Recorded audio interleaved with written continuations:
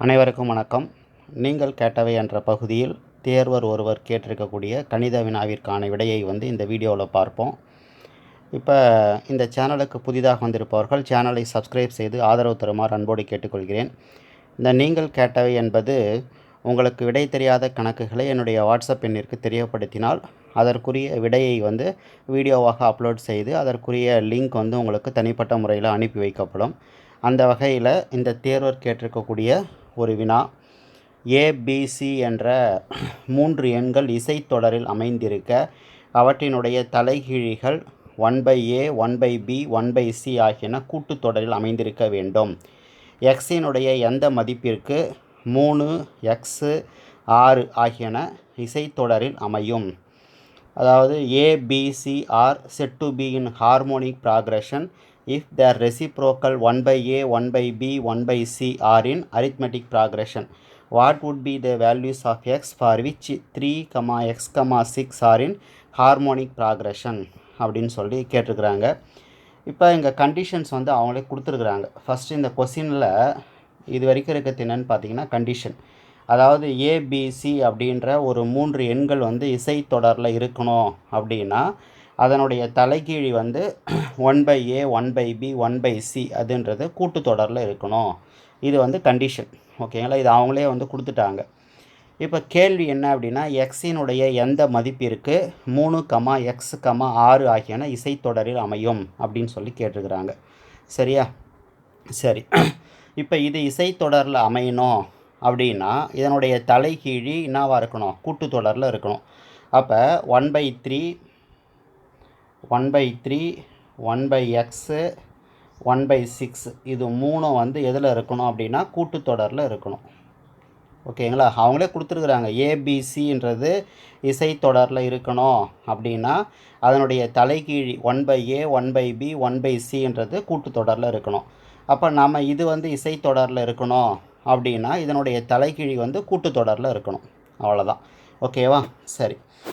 கூட்டுத்தொடரில் இருந்தால் ஒரு பண்பு. இப்போ உதாரணத்துக்கு ஒரு எக்ஸாம்பிள் எடுத்துக்கோங்களேன். ஸோ இப்போ ஒரு 3 கூட 4 கூட்டுறேன் 7, 7 கூட 4 கூட்டுறேன் 11. ஓகேவா? சரி. இது கூட்டுத்தொடரில் இருக்கக்கூடிய ஒரு 3 எண்கள்.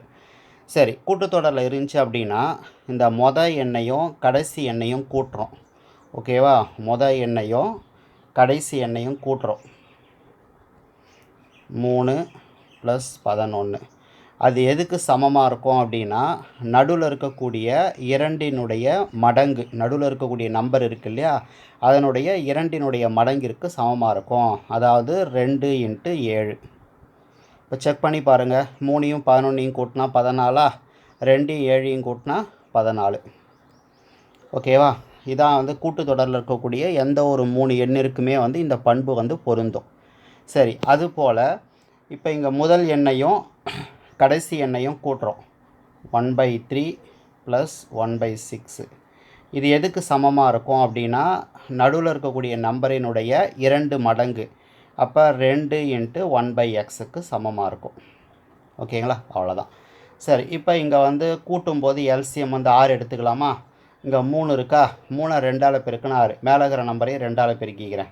2 + 1. ஏன்னா இங்கே 6 இருக்கிறதுனால மேலே இருக்கிற 1 அப்படியே போட்டுக்கிறேன். ஸோ இது 2/xன்னு வரும். சரி, 3/6. இதை 2யும் 1யும் கூட்டினா 3. 3/6 = 2/x. ஓகேவா? சரி, இப்போ இதில் இருந்து எக்ஸை கண்டுபிடிக்கலாம். ரைட். இந்த 3/6 சுருக்கணும்னா 1/2 = 2/x. இப்போ எக்ஸை சமக்குறிக்கு இந்த சைட் கொண்டு வர நம்ம மேலே வந்துடும். இங்கே இருக்கக்கூடிய 2 அந்த சைட் போச்சுன்னா பெருக்கல் 2 2 4. அப்போ எக்ஸோட மதிப்பு 4. அவ்வளோதான். ஓகேங்களா? அதாவது இதில் நீங்கள் ஞாபகம் வச்சுக்க வேண்டியது என்ன அப்படின்னா 3 எண்கள் கூட்டுத்தொடரில் இருக்கணும் அப்படின்னா முதல் எண்ணையும் 3வது எண்ணையும் கூட்டுறோம். கூட்டினோம்னா அது எதுக்கு சமமாக இருக்கும் அப்படின்னா 2வது எண்ணினுடைய 2 மடங்கிற்கு சமமாக இருக்கும். அதான் பண்பு. ஓகேவா? அதை பேஸ் பண்ணி எக்ஸோட மதிப்பை கண்டுபிடிக்கிறோம். அவ்வளோதான். சரிங்களா? ரைட். இப்போ இது போல் உங்களுக்கு ஏதேனும் சந்தேகங்கள் இருக்குது அப்படின்னா இந்த வாட்ஸ்அப் நம்பர் 8015118094க்கு தெரியப்படுத்துங்க. உங்களுக்கு விடை வந்து அனுப்பி வைக்கப்படும். மற்றும் ஒரு வீடியோவில் சந்திப்போம். நன்றி, வணக்கம். அப்போ இந்த கேள்விக்கான விடை வந்து எக்ஸோட மதிப்பு 4. ஸோ 4 தான் வந்து ஆன்சர். ஓகேங்களா? ரைட்.